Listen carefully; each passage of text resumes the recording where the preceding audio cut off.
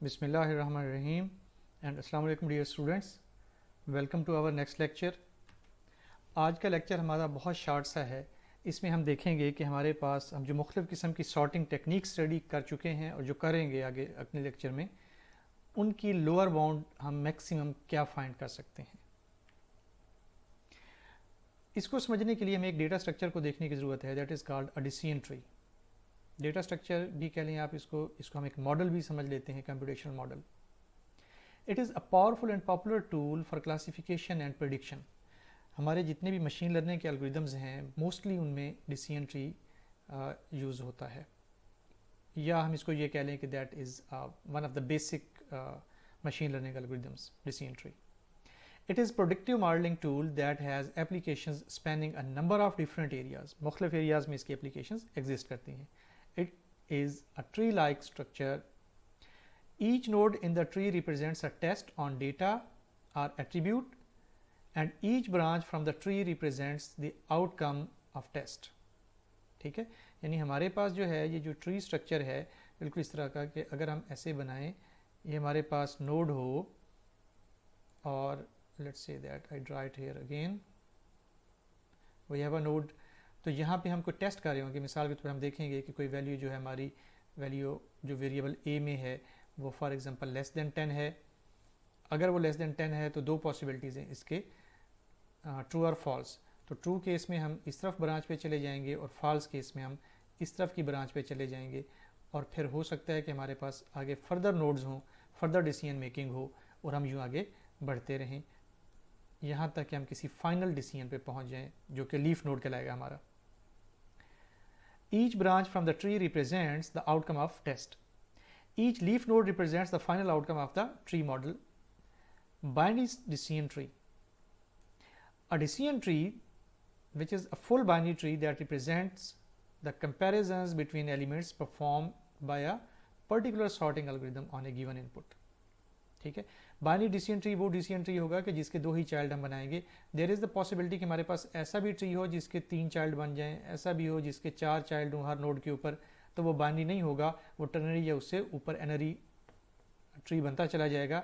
Binary tree is a tree that has only 2 child's.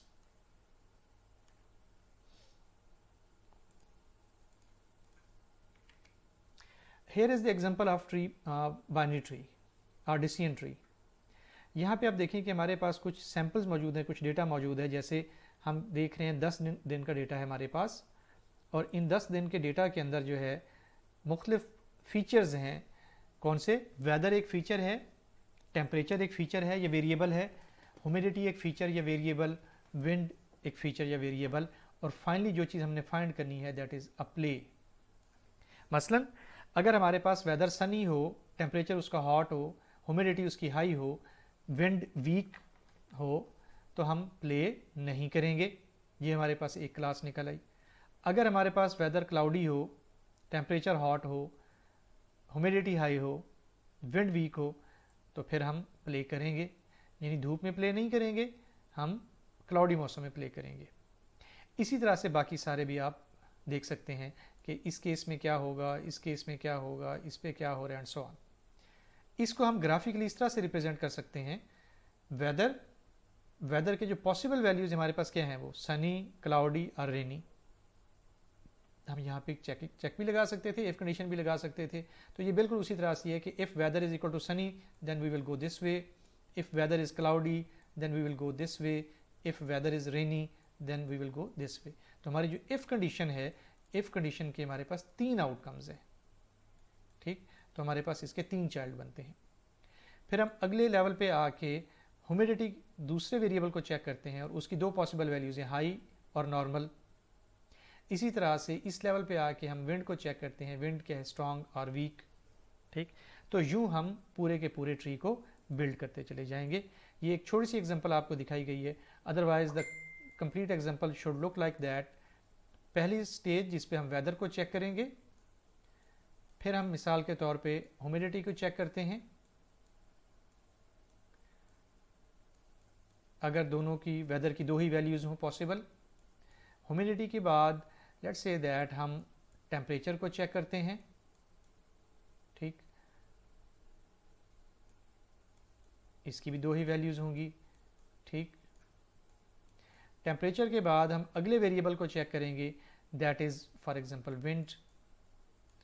तो we will give here the wind, here the wind, ठीक, here the wind. तो अब wind की भी possible हमारे पास क्या वैल्यूज़ होंगी, वीक और स्ट्रॉन्ग। तो अगर विंड वीक होगी तो फॉर एग्जांपल हम इस केस को देखते हैं तो हम प्ले नहीं कर रहे होंगे, ठीक। यहाँ पे हमारे पास फाइनल जो चीज़ आ रही होगी दैट इज़ प्ले, ठीक है। ये हमारा फाइनल एट्रीब्यूट यहाँ पे आएगा, no, yes and so on. तो इस तरह से हम पूरा एक ट्री बिल्ड कर लेंगे, that would be named as decision tree. Background, comparison sorts. अब तक हमने जितनी सॉर्ट्स पढ़ी हैं सारी की सारी कंपैरिजन सॉर्ट्स थी। कंपैरिजन सॉर्ट्स में क्या होता है कि उसमें हम एक एलिमेंट को दूसरे एलिमेंट से कंपेयर करते हैं और उसकी बेस पे हम डिसाइड करते हैं कि हमने क्या करना है। हमारे पास ऐसी भी सॉर्ट्स एग्जिस्ट करती हैं जिनमें हम एलिमेंट्स को कंपेयर किए बगैर सॉर्ट कर लें, जिनको हम अगले लेक्चर्स में पढ़ेंगे। A sort algorithm that sorts input numbers by comparing them with each other is called comparison sort. Comparison sorts abstractly in terms of decision trees, right? Comparison sorts compare कैसे करती हैं, ठीक है। यहाँ पे word compare मिसिंग है। Compare using decision trees. Worst case occurs when the decision is made from root to deepest child. तो ये हम trees के केस में देख चुके हैं कि worst case उस वक्त होगा जब हम यहाँ से चलें और tree तक end तक चले जाएं, that would be a worst case. Otherwise there may be the possibility कि हमारा लास्ट लेवल से पहले कहीं पे भी रिजल्ट निकल आए, ठीक। अगर तो रिजल्ट पहले ही लेवल पे निकला है, 0 लेवल पे, that is the best case. Worst case ये होगा कि आपको लीफ तक जाना पड़े और एवरेज केस लीफ और रूट के दरमियान में कहीं भी आपके पास रिजल्ट्स निकल आए। मसलन अगर हम इस ट्री को देखें तो वी हैव 3 नंबर्स जिनको हम सॉर्ट करना चाह रहे हैं, ए बी सी। पहले हमने चेक किया क्या ए बी से छोटा है, अगर यस है तो हम यहाँ पे आ गए लेफ्ट तरफ, अगर नहीं तो फिर हम राइट की साइड पे जाएंगे। यहाँ पे हमने चेक किया क्या बी सी से छोटा है, इफ़ यस तो हम फिर लेफ्ट साइड पे आ जाएंगे और हमें पता चल गया कि ए बी से छोटा है और बी सी से छोटा है। इसको हम शॉर्ट फॉर्म में यूँ भी लिख सकते हैं। इसी तरह से अगर हम इस बात को फॉलो करें तो क्या ए बी से छोटा है, यस, हम इस तरफ आ गए। क्या बी सी से छोटा है, नो, तो फिर हम इस तरफ आ गए। फिर हमने तीसरी कंपैरिजन किया, क्या ए सी से छोटा है, अगर यस तो फिर हम यहाँ पे आ गए इस तरफ, ठीक है। तो इस केस में हमारे पास क्या बना कि ए सी से छोटा है, यस, और बी सी से छोटा नहीं है, बी सी से बड़ा है, ठीक है। और उसके साथ तीसरा हमारे पास ये भी था कि ए बी से छोटा है, तो वो भी यहाँ पे होना चाहिए था। इसको हम सिंप्लीफाइड फॉर्म में लिखें तो ये हमारे पास यूँ आ जाता है, ठीक। 3 कंडीशंस यहाँ पे होंगी, A less than B and B greater than C and A less than B, जिसको हमने यहाँ पे समराइज कर देना है। तो इसी तरह से जो इसके बाकी पाथ्स हैं आई वुड रिकमेंड कि आप उनको खुद वर्कआउट करके देखें कि वो कैसे काम कर रहे हैं, ठीक है। एक दफ़ा पेपर पे इस पूरे डिसीजन ट्री को बना के और ट्राई करके देख लें। वर्स्ट केस लोअर बाउंड हम कैसे फाइंड करेंगे, थ्योरम 8.1 आपकी बुक में से लिया गया है। Any comparison sort algorithm requires this time number of comparisons in the worst case. जबकि हम प्रीवियसली पीछे देख चुके हैं किसी जगह पे ये हमारे पास O of n log n भी निकला था, ठीक है, और किसी जगह पे ये थीटा n log n भी निकला है। So how that could be omega n log n। Proof, consider a decision tree in which each permutation appears as a reachable leaf, ठीक है। परमुटेशन डेटा की कि किसी भी किस्म का डेटा आ जाए तो वो चलते चलते एंड तक ही चला जाता है, ठीक, यानी पूरा ट्री ट्रेवर्स करना पड़ता है आपको। Let h is the height of decision tree and l are the reachable leaves.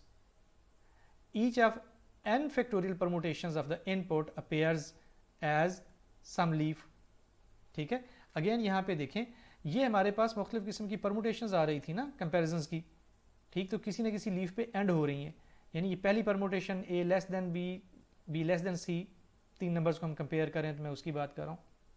ये दूसरी permutation A less than C, C less than B, ये तीसरी परमुटेशन, ये चौथी परमुटेशन, ये 5वीं और ये last 6th permutation.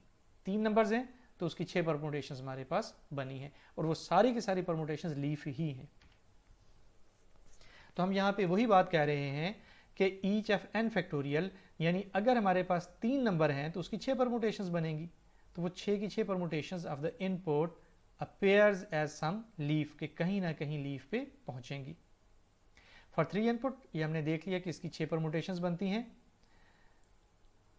6 permutation that could be less than और equal to number of leaves. ठीक है, ये नंबर ऑफ लीव्स ज़्यादा भी हो सकते हैं परमुटेशन से और कम भी हो सकते हैं। ये हमारी ऑब्जर्वेशन है ट्री को देखते हुए। A binary tree of height h has no more than 2 raise power h leaves. ठीक है, अगर फॉर एग्जांपल यहाँ पे हमारे पास इसको देखें, ये हमारा ट्री हो, तो आप मुझे बताएं कि इसकी हाइट क्या होगी। इसकी हाइट 2 होगी और इसका जो नंबर ऑफ लीव्स हैं 2 raise power 2, 2 raise power h, 2 raise power 2, that would be 4। तो you can see that the number of leaves are 4। तो ये वाली बात हमारी ठीक हो गई। सो नंबर जो परमुटेशंस हैं, permutations could be less than equal to number of leaves, जो कि 2 रेज़ पावर h होंगे।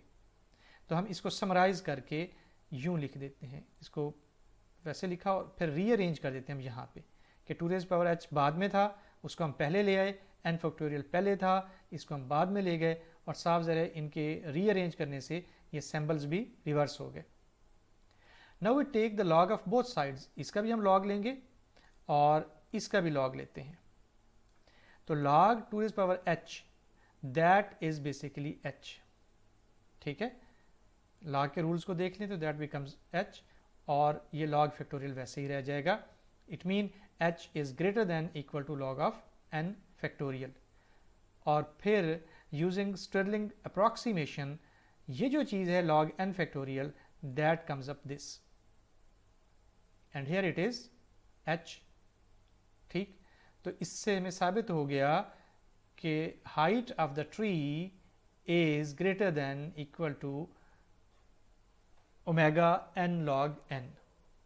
ठीक, सो ये हमारा वर्स्ट केस की बाउंड हमें पता चल गई कि कम से कम हमें इतने कंपैरिजन करने पड़ेंगे या इससे ज़्यादा कंपैरिजन करने पड़ सकते हैं। तो ये बात बिल्कुल क्लियर समझ आ गई हमें। ठीक, हमने देख लिया कि वर्स्ट केस लोअर बाउंड जो है कंपैरिजन सॉर्ट्स की क्या रहती है, वो ये है। Corollary 8.2 heap sort and merge sorts are asymptotically optimal comparison sorts। ठीक, ये हमारे पास एक corollary है। प्रूफ क्या है? Using theorem 8.1 we can map this upper bound on the running time of heap sort and merge sort, that would become this। यानी अगर हमें ये पता हो कि किसी एल्गोरिथम की टाइम कम्प्लेक्सिटी ये निकल रही है, तो हम प्रीवियस 8.1 जो हमने देखा है ये थ्योरम, इसको इस्तेमाल करते हुए हम साबित कर सकते हैं कि that would be equal to this. तो यूँ हमें पता चल गया कि हीप सॉर्ट और मर्ज सॉर्ट भी एसिम्प्टोटिकली जो उसकी लोअर बाउंड है that would B omega n log n। I hope आपको ये छोटा सा लेक्चर समझ आ गया होगा, इस चीज़ को जहन में रखें और अगले लेक्चर्स में हम इसको इस्तेमाल करेंगे। टिल देन अल्लाह हाफिज़।